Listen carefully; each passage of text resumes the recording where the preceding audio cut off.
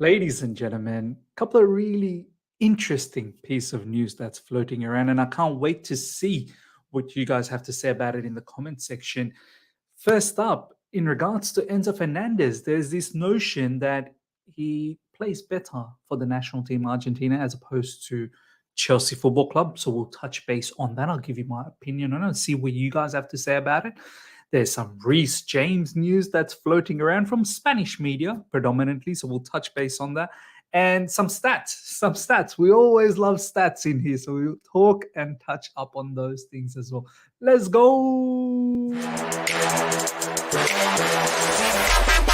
All right. Here we go. Back again on the other side of the coin. All right, welcome back to the other side of the coin, ladies and gentlemen. First up, it's in regards to Enzo Fernandez. This is what Shaka Hislop had to say of ESPN. You guys will know who Shaka is, presenter in ESPN. And obviously, was a Premier League goalkeeper for, I think, Newcastle and a few other teams as well. West Ham maybe as well, but predominantly, I think, Newcastle. But yeah, check this out. Shaka Hislop. Enzo Fernandez was absolutely outstanding against Bolivia. Chelsea fans are probably wondering exactly where that Enzo Fernandez is. Now, ladies and gentlemen, this is no slander. This is no, biased view on Enzo Fernandez. I'm just basically having a discussion, creating a talking point. And I think it'll be interesting, as I said, to see how you guys feel about this as well. First of all, I think there is no doubts that Enzo Fernandez for Argentina absolutely balls out. But not to say that he doesn't do that for Chelsea, but we'll get to that. Let's talk a little bit about Enzo Fernandez for Argentina. I've seen quite a lot of Enzo Fernandez in the World Cup for Argentina, and I think that's probably what really got me so excited to advocate for his purchase in January earlier this year. I saw a little bits and pieces of him in Benfica as well. Let me tell you something about Argentina. First of all, Argentina are a absolute beast of a team. Like, oppositions fear them. They've got a plethora of technical players. They've got a plethora of, players that can hurt you. And they play with a lot of confidence. They play with a lot of, high morale. And why wouldn't you? You've got one very special player in the likes of Lionel Messi. Why wouldn't you play in that, swagger, in that high exuberant confidence? Of course you will. So it's different. With Chelsea, oppositions don't look at us, in a fierce sort of manner. They're not really fearful of us anymore. Gone are those days of back then when we had those legends playing for us. So that's a distinct difference. Argentina, they go into these international matches and they absolutely have the full throttle on them. They have their foot on their neck non-stop. And on top of that, they've built up a very good chemistry. This bunch of players for Argentina, they've now been playing together, and there's that camaraderie, there's that, nationalism, there's that, playing for your countrymen and looking out for each other. So obviously all of that factor amplifies and gets them playing a lot more. And of course, the Argentinian coach has been doing a fantastic job with them too. So with the Argentinian squad as well, let me just quickly show, the team that actually was put up against Bolivia. You look at some of the caliber of players here, Nico Gonzalez, Julian Alvarez, absolute baller, Angel Di Maria, world-class player, McAllister, Enzo Fernandez, Rodrigo Topor. He does everything that probably Gallagher does, but has a lot more technical ability as well. The back line, probably not that fantastic in the likes of Tagliafico, Otamendi.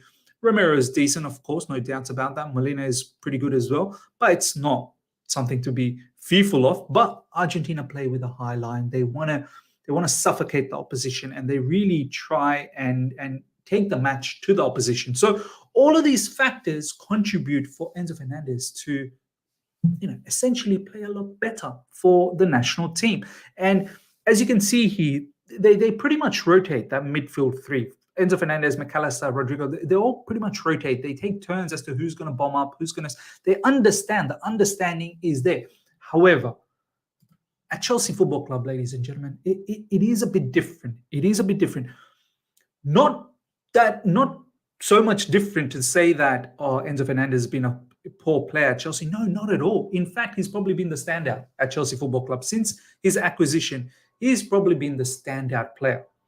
But you don't get the same level of performance that you get at Argentina and Chelsea. The reason being, Chelsea is nowhere near Argentina's level at the moment. They're just nowhere near from a chemistry point of view, from a coaching. The coach is new as well, so getting to know all the players. Enzo Fernandez's role is not always clear. Does he go forward? Does he stay back and help out with the build-up? At Argentina, it is quite set on stone, and it is, it's well defined as to what his role is. You see that goal he scored against Bolivia, crashing into the box off an Angel Di Maria cross, and he seems so confident with his finishing. Whereas at Chelsea, you don't see him crash into the box that often because no one's absolutely defined what his role is. Me personally, I rather actually see him play a little bit deeper and help out in the first phase of the game where we lack that quickness, that sharpness, that moving the ball, fast, as opposed to dilly-dallying and playing it sideways, and some of our CBs just taking way too long for the build-up. Whereas in Argentina, that's not the case. They get the ball to McAllister, they get the ball to Enzo Fernandez, they get the ball to De Paul, and they're technically gifted players. And even the back line, in the likes of Otamendi and Romero, they're no mugs. They're quite decent on the ball as well. So Tagliafico comes from the school of Ajax too. At Chelsea, when you've got players like Chilwell, when you've got players like Gallagher, when you've got players like Mudryk, when you've got players like, say, Noni Madueke, it's not completely, up to the standards as yet. It may eventually become that, and that's up to Pochettino to do that. And I'm hoping with the likes of Caicedo coming in, and we saw the way Caicedo linked up with Kendry Paez yesterday in the international match. I'm hoping that Enzo Fernandez's connection will get better in midfield. His link up will go to a different level. There is no doubt he's got the skill set. And as I've said, he's not even been a bad player for Chelsea by any means. He's been a standout. But in order for him to absolutely play the way we're playing at Argentina, I think it's the surrounding players around him. They've got to get better. Having said that, though, there are moments we've seen in recent times where even Enzo, just outside the box, taking shots, not on target. Sometimes in midfield, he gets run straight past. In terms of the shooting, that's something I know he's so much better at. I just know because I've seen him for Argentina shoot so much better.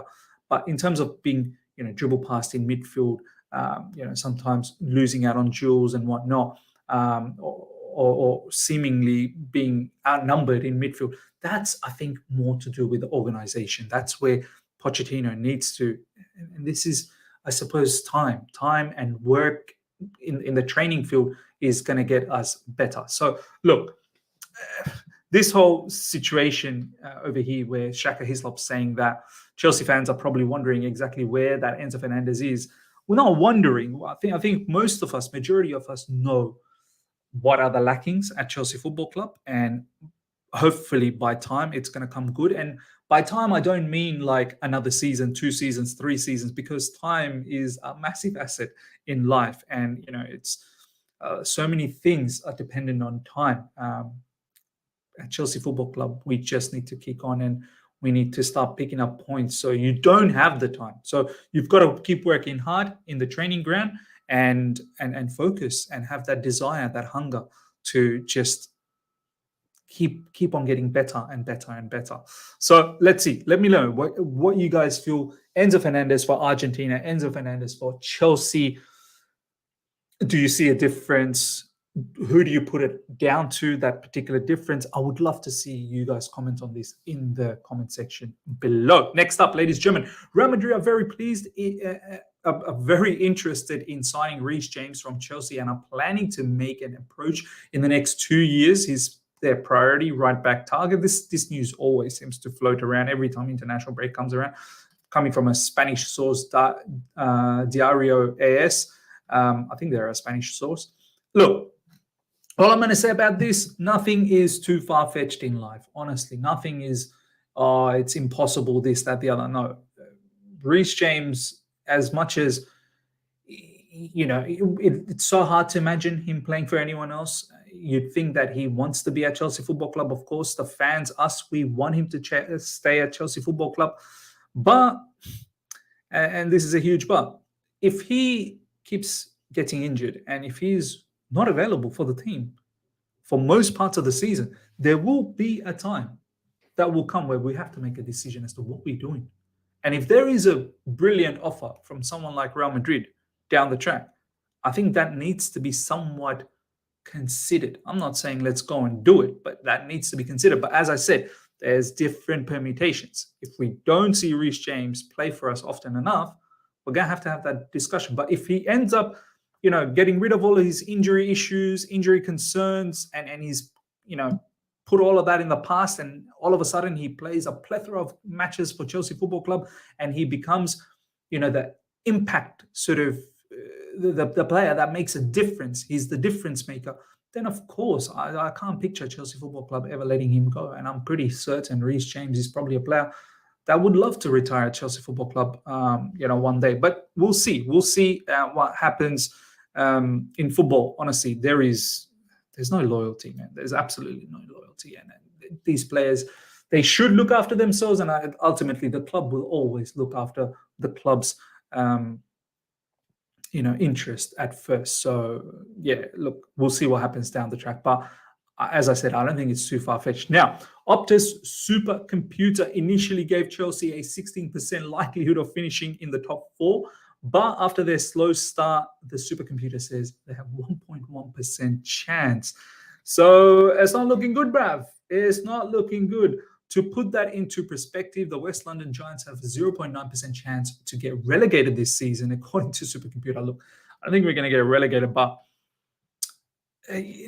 yeah, like 16% chance start of the season, which is quite low. So looks like the numbers out there are not favoring us. 1.1% now with the slow start kind of makes sense, but it's up to us. It's up to us to change this situation. It's up to the players. It's up to the football club, up to the managers. As I've kept saying over the past few days, 5 matches, I think, before the next international break. We need to win 5 out of 5. And if we win 5 out of 5, this stat over here this percentage will look very different. Come the next international break, you'll probably see this jump. But you keep dropping points, this is exactly what's going to end up happening. Chelsea are averaging the highest possession percentage, 70.8% in the Premier League this season. Once again, some of these stats, wow, they look so good. Chelsea dominating matches, a lot of possessions. What are we doing with that possession? I've said it in All You Can Eat Chelsea. If you guys haven't seen the latest video, check out the latest show in All You Can Eat Chelsea. Stats, the only stats that matter to me is 3 points. And right now, the stats are telling us 4 matches played, 4 points obtained. You can have all the possession in the life. You can have all the possession in the game. But if you're not getting the winner, I don't really care. And on top of that, with all the possession, I could understand if we were playing electric football. We're creating plethora of chances, chance after chance after chance. We're looking threatening all the time. And we're just getting unlucky with our finishing. That's not even the case. That's not even the case. I know stats will tell us, oh, we've got a lot of key chances, but watch matches. Do you ever feel when you're watching Chelsea that, oh, man, we look like we're going to score every single time we're going to get the ball? You look at some of the matches of Liverpool or Man City. They look like they're going to just, any moment, they're going to score. We don't look like that all the time. Watch the match against Nottingham Forest. Tell me how many times that you felt that, oh, yeah, Chelsea look like we're going to score right now. We look very threatening. Besides that Nicholas Jackson chance that he fluffed right in front of the goal, I don't recall too many other chances where you go, or moments in the game where you go, yeah, we look like we're going to penetrate them. We look dangerous at the moment. We're stretching them out. We're about to score any moment. Not too often, man. Even with West Ham as well, not too often. So, look, give me less possession, give me more points. That's what I want to talk about. All right, next up, Noni Madueke on being aware of the requirement for short-term success at Chelsea. The blueprint of the club. I actually like how Noni Madueke talks about all of these things, and I just hope that all of these things translate into the field. And you know what? He tries. He really does try. There's a lot of things that he needs to still get better at and develop, no doubt about that. But it's this level of conversation, this level of mentality is what I want to see across many other players as well. You know the blueprint of the club. If they have recruited, you come to join. You come and join the project. It says something about your ability. It's good to have in the back of your mind, but it's not just about the recruiting talented players.